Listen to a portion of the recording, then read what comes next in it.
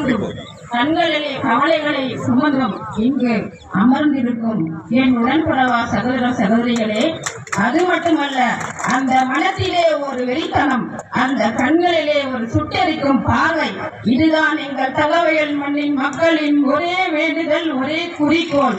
அப்படிப்பட்ட இந்த இளைஞர்கள் இங்கு உட்கார்ந்து போராட்டம் பண்ணிக்கிட்டு இருக்காங்கன்னா அதை எடுத்து சொல்ல 26வது வார்டு வட்டத்தை சேர்ந்த கவுன்சிலர் திரு கோதண்டல் லதா அவர்களும் 31வது வார்டை சேர்ந்த கவுன்சிலர் திருமதி ஷாலினி நந்தகுமார் அவர்களும் மீனாட்சி திரையரங்கின் உரிமையாளர் சந்தோஷ்குமார் அவர்களையும் இங்கு நாங்கள் வந்து உங்களுக்கு ஆறுதல் அளிக்க எங்களால் முடியாது, யாராலையும் முடியாது, ஆனால் ஆதரவு கொடுக்க நாங்கள் இருக்கின்றோம் என்று சொல்ல உங்கள் மத்தியில் நாங்கள் வந்திருக்கின்றோம்.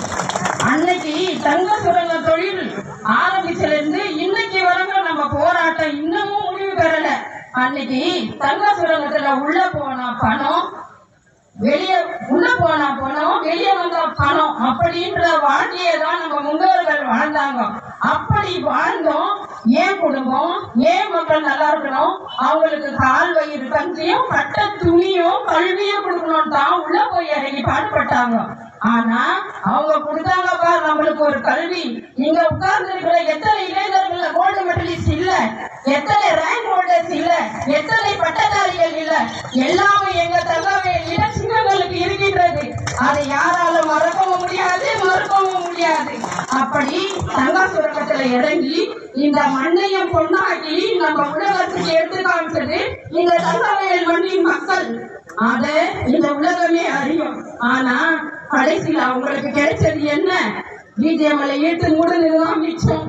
அதுக்கப்புறம் இன்னமும் அந்த பணத்தை பெறுவதற்காக கோர்ட்டு படி ஏறி போராடிக்கிட்டு இருக்கோம். அப்படி அந்த சந்ததி அப்படி போச்சு. இன்னைக்கு அடுத்த வர சந்ததினா அடவுடா நம்ம பிள்ளைங்க நல்ல மாதிரி இருக்கட்டும் அப்படின்னு தேடினா ஒரு தொழிற்சாலை நம்ம கேட்டதுல இல்லை, வெறும் பிஎம்எல் மட்டும்தான் இருந்தது. ஆனா அந்த படிப்புக்கு தகுந்த வேலை பிஎம்எல் கிடைக்கல, ஊதியமும் கிடைக்கல. அதனால என்ன பண்ணாங்க, டெய்லி டிராவல் பண்ண ஆரம்பிச்சாங்க. ஊரை விட்டு ஊரு போய் கஷ்டப்பட்டு. ஆனா என்ன மாதிரி கஷ்டம் தெரியுமா? நினைச்சா நம்ம கண்ணுல கண்ணீர் வரலையா, ரத்தம் தான் வருது. எப்படின்னு கேட்டீங்கன்னா, இன்னைக்கு நல்ல துணியை போட்டுக்கிட்டு போய் பெங்களூர்ல இறங்குறாங்க நம்ம சில சகோதரர்கள் இன்னமும் இருக்காங்க. எப்படின்னா அங்க போயிட்டு அந்த துணியை கட்டி வச்சுட்டு வேற மாற்று துணி போட்டுக்கிட்டு அங்க போய் கஷ்டப்படுறாங்கப்பா, கரணம் தப்பி நான் மரணம் அப்படின்ற ஒரு பாகுபாட பெரிய அடுக்குமாடி கட்டிடங்கள்ல ஏறி போட்டு ஏறி மூத்தல கட்டி அதை உட்கார்ந்து பெயிண்டிங் வேலை செய்வாங்கயா.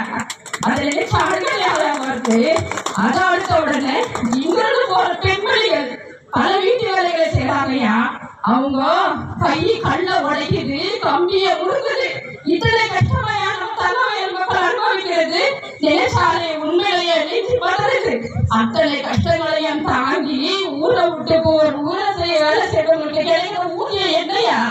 ஒண்ணுமே கிடையாது. அதை அடுத்து இந்த பமன் ஃபேக்டரியில நம்ம பசங்க வேலை செய்ய போனாங்கன்னா அவங்களுக்கு கிடைக்கிற ஊதியம் என்ன?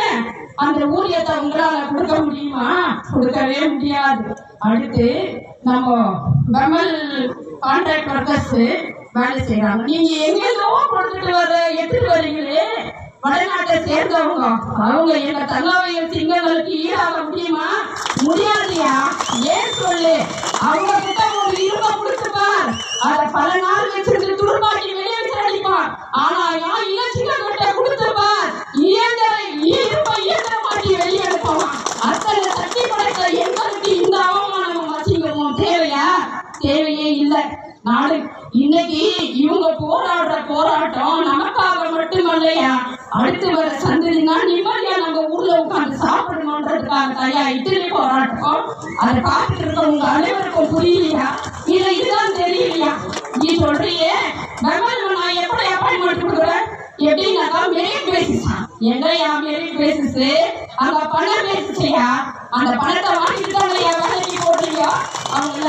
அந்த பணம் பேசுது, ஆனா எங்க படிப்பு பேசல.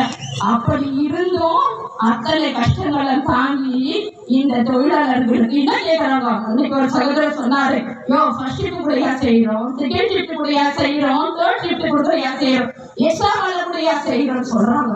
ஆனா சும்மா கால் மேல கால் போட்டு உட்கார்ந்து கம்ப்யூட்டரை நோண்டிடுறவங்களுக்கு 1.5 லட்சம் ரூபாய் சம்பளம்.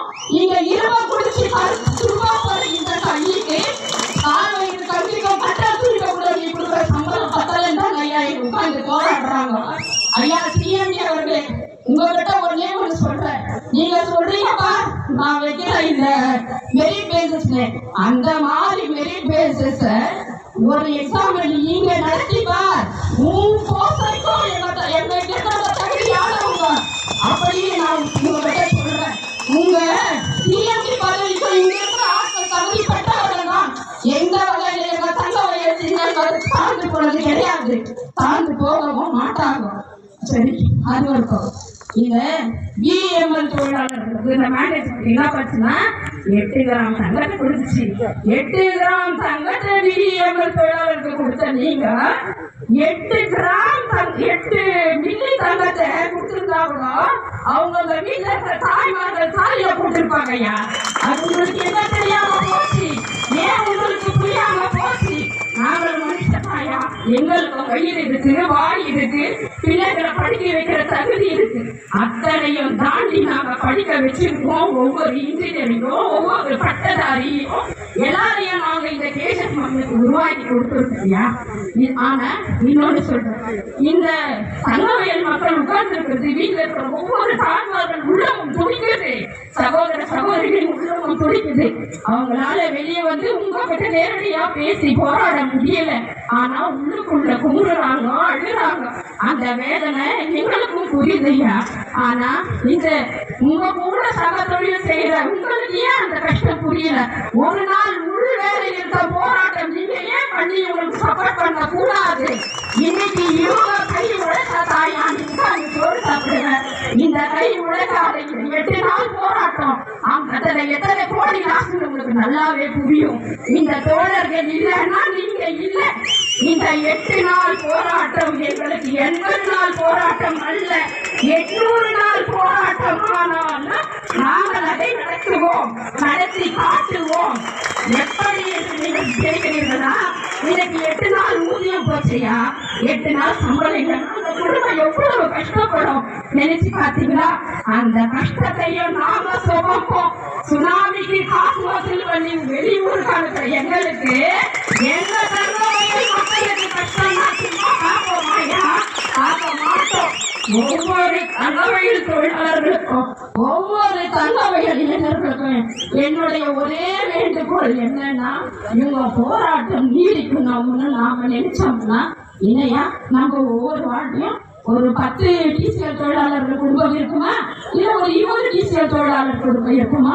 ஏன் அந்த தொழிலாளர் குடும்பத்துக்கு தேவையான வசதியை நாம் செய்து கொடுக்க கூடாது? கொடுப்போம், எங்களால் கொடுக்க முடியும். இந்த 8 நாள் போராட்டத்தை 800 நாள் போராட்டம் ஆனாலும் நாங்கள் நிச்சயம் வெற்றி பெறுவோம் அப்படின்ற நம்பிக்கையை சொல்லி, இது மட்டும் இல்லையா, நினைச்சிட்டு இருக்கீங்க தாய் வரணும்னா சும்மா தூங்கிட்டு நினைச்சிருக்கீங்களா? இல்லையா, அன்னைக்கு அந்த புளியையே மறுத்தால் அடிச்சு வரட்ட வரலையா எங்க வந்தோம். இந்த புண்ணாக்குகளை அடிச்சு வரட்டு எவ்வளவு நாளையா எங்களுக்கு. இன்னைக்கு அமைதி போராட்டம், நாளைக்கு இந்த போராட்டம் அதே போராட்டம் அடித்து விரட்ட போராட்டமாக நடைபெற்றால்தான் எங்கள் மண்ணின் மனிதர்களை நிம்மதி கிடைக்கும் என்றால் இங்கு அமர்ந்திருக்கும் சகோதரர்களே, நீங்கள் தேவையில்லை. உங்கள் வீட்டில் இருக்கும் 2 பெண்கள் போதுமையா அவர்களை அடித்து விரட்ட அதையும் நாங்கள் செய்ய துணிவோம். ஏன் என்று கேட்டால் இந்த சந்ததியருக்கு கிடைக்க அதை மீறி அடுத்து வரும் சந்ததியினருக்காவது கிடைக்க வேண்டும். நம் பிள்ளைகள் நம் மண்ணில் நமக்காக நம் தங்கவயலுக்காக போராட நாங்கள் முடிவு எடுப்போம். அடுத்த போராட்டம் எங்களுடைய நல்ல போராட்டமாக இருக்கும்.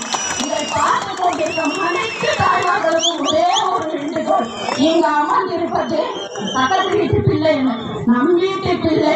இன்னைக்கு இன்று இவர்களுக்கு நேர்ந்த இதே அவமானம் ஆக்குங்க நாளைக்கு நம் பிள்ளைகளுக்கும் நடக்கும்.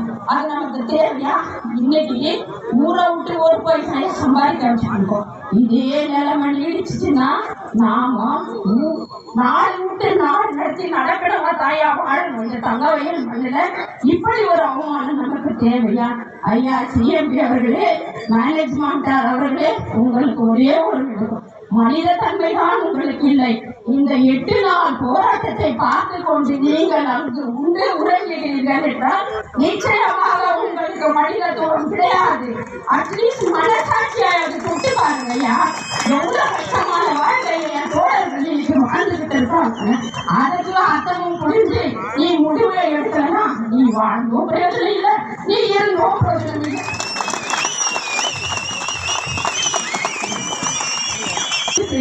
நீங்க இருக்கிற தோழர்களே, துவண்டு விடாதீர்கள். நாங்கள் உங்களுக்கு உறுதுணையாக என்றென்றும் இருப்போம். எங்கள் பலன் உங்களுடன் இருக்கும், பெண் சக்தியும் உங்களுடன் நாங்கள் கொடுப்போம் என்பதை இந்த வீடியின் மூலமாக உங்கள் அறிவித்துவிட்டு துவண்டு போவாதீர்கள். துயரத்தை கண்டு துணிந்து நில்லுங்கள். இன்று அமைதியான போராட்டம், நாளை அமைதியாக பெருங்கடலிலும் போராட்டம் நடத்தி கொண்டிருக்கின்றோம். இதே கடல் கொந்தளித்து எழுந்தால் அந்த கொந்தளிப்பில் எத்தனை காலங்கள் காண போவார்கள் என்பது நிச்சயம். அதனால் நீங்கள் துவண்டு போகாமல் உங்கள் குடும்பங்களை நாங்கள் சுமக்கின்றோம். நீங்கள் எத்தனை நாள் போராட்டம் நடத்துகின்றீர்களோ அத்தனை நாள் போராட்டத்துக்கு உங்களை குடும்பத்தை பற்றி கவலை வேண்டாம். அவர்கள் எங்கள் குடும்பம், நாங்கள் நிச்சயம் காப்பாற்றுவோம். அந்த வெறித்தனத்தோடு உங்கள் போராட்டத்தை தொடங்குங்கள். இந்த போராட்டத்தில் வெற்றி காணுங்கள். காண்போம், நாங்கள் காண வைப்போம். அதையும் மீறி நாங்கள் சொன்ன போராட்டத்தில் முரத்தில் புலியை விரட்டை போல் இந்த புண்ணாக்குகளை நாங்கள் விரட்டி அளிப்போம். இது நிச்சயம் என்று கூறி இந்த வாய்ப்பளித்த அனைவருக்கும் எங்களின் சார்பாக நன்றியை கூறி விடைபெறுகிறேன்.